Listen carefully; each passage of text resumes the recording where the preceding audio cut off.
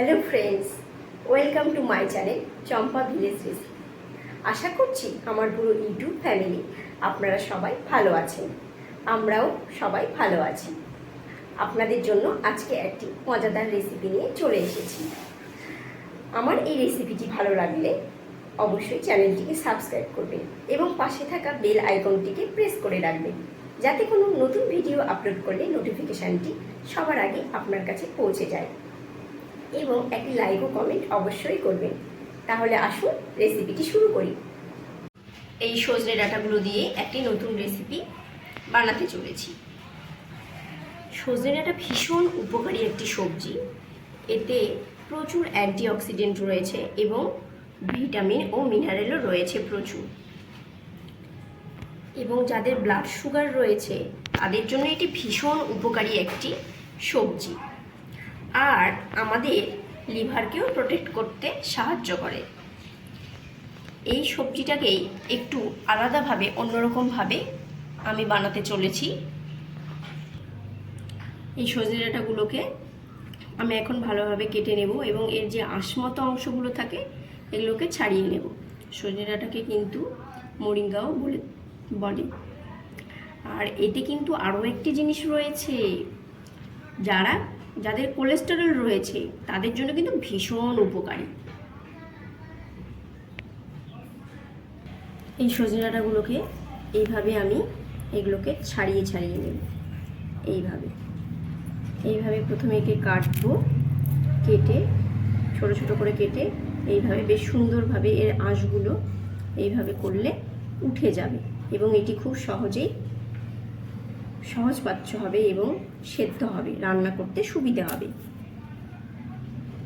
ভীষণ উপকারী একটি সবজি। এইভাবে ছোট ছোট করে একে কেটে নিচ্ছি।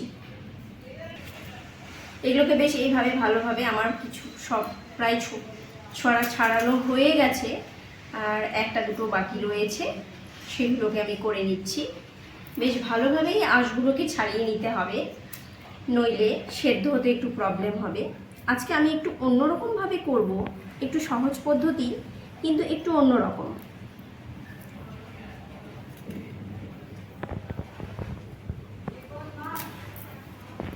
এই সজনে ডাঁটাটা এইভাবে ছাড়াতে একটু বেশি সময় লেগে যায়, তাছাড়া রান্না করতে কিন্তু খুব একটা বেশি সময় লাগে না। আমি এই রেসিপিটির জন্য একটি আলু এইভাবে লম্বা লম্বা শেপ করে কেটে নিয়েছি।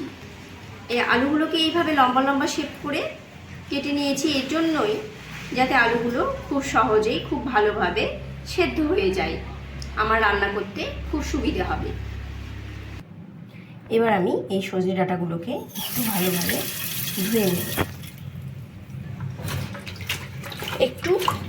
ধুয়ে নিচ্ছি। খুব বেশিবার ধোয়ার দরকার নেই, কারণ সজনে ডাঁটা এমনিতেই পরিষ্কারই থাকে। কাটার আগে সবজি ধুয়ে নিলে বেশি ভালো।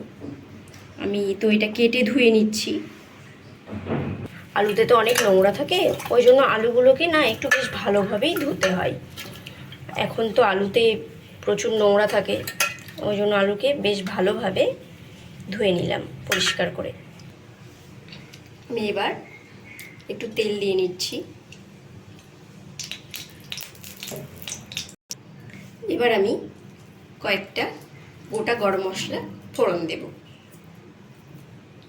আমি গোটা গরম মশলাগুলি ফোড়ন দিয়ে দিলাম।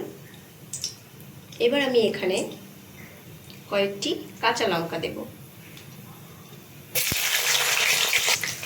এখানে আমি একটু তেজপাতাও দিয়ে দিলাম।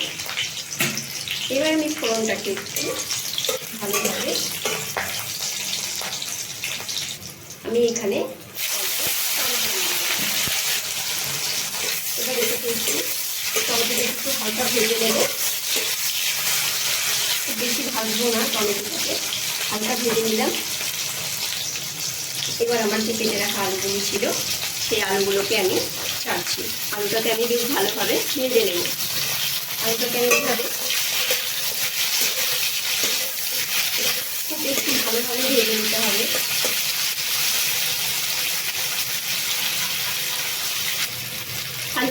আলুগুলো আমার একটু একটু ভাজা হয়ে গেছে। এবার আমি সজনে ডাঁটাগুলোকে দিয়ে দেবো। এবার আমি সজনে ডাঁটাকে আর আলুকে একসঙ্গেই বেশ ভালোভাবে ভেজে নেব।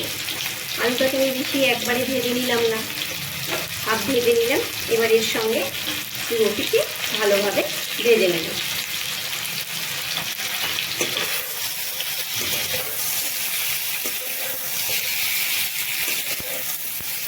এটিকে ভালোভাবে ভাজা হওয়ার জন্য আমি এখানে একটু নুন অ্যাড করছি। আমি একটু হলুদ নিয়েছি। হলুদ ও নুনটাকে ভালোভাবে মিশিয়ে নিই। এখানে হলুদ ও নুনটাকে ভালোভাবে মিশিয়ে নিচ্ছি। এটাকে একটু বেশ একটু ড্রাই দিয়ে থাকতে হবে, ভালোভাবে ভেজে নেব।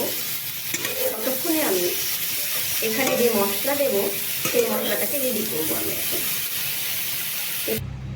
এই রেসিপিটির জন্য যে মশলাগুলি দরকার, আমি এখানে একটু সাদা সর্ষে নিলাম। সর্ষের সঙ্গে আমি কিছুটা পোস্ত দিয়ে দিলাম। এটাকে আমি এখন গ্রাইন্ড করে নেব।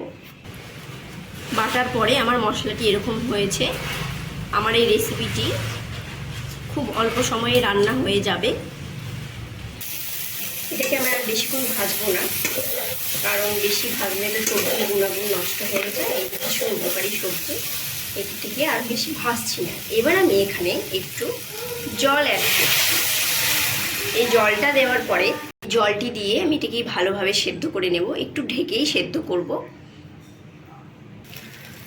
এটা বেশ জলটা শুকিয়ে গেছে এবং এগুলো সেদ্ধও হয়ে গেছে।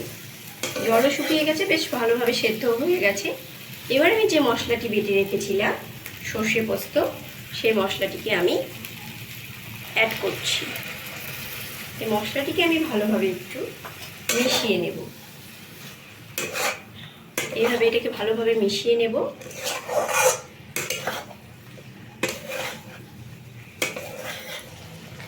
এটি বেশ গামাখা হয়েছে। এটাকে আমি বেশি ফুটতে দেব না, এটাকে আমি কম ফুটিয়ে নেব। এবার আমি এখানে একটু দুধ অ্যাড করছি। আমি এখানে কিছুটা দুধ অ্যাড করলাম। এবার এটা জাস্ট একটু গরম হতেই আমি এটাকে নামিয়ে নেব। এটি অসাধারণ একটা রেসিপি। একটু ফুটে উঠবে, আমি নামিয়ে নেব।